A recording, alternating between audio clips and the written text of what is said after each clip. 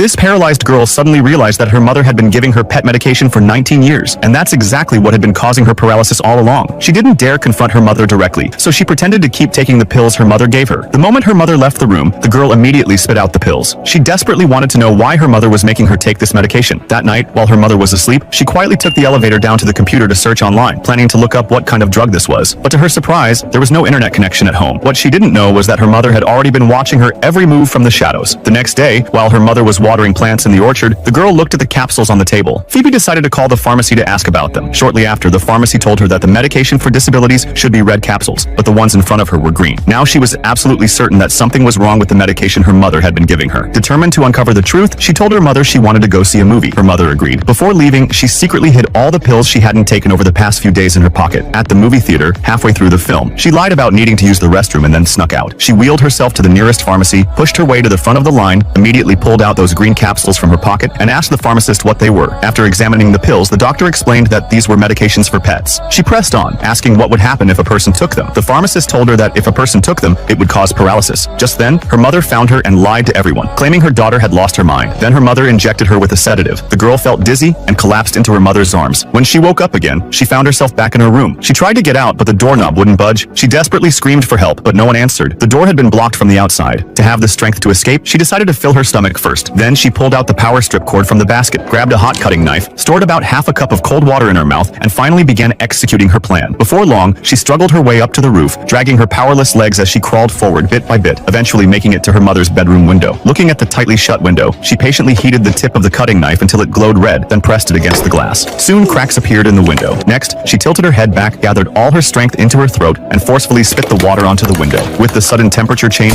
the glass quickly shattered completely. She finally succeeded in climbing into the room through the broken window. She then made her way to the staircase, but her calculating mother had already unplugged the lift, so she threw her wheelchair down the stairs, then endured the pain and rolled herself down. Incredibly, she suddenly discovered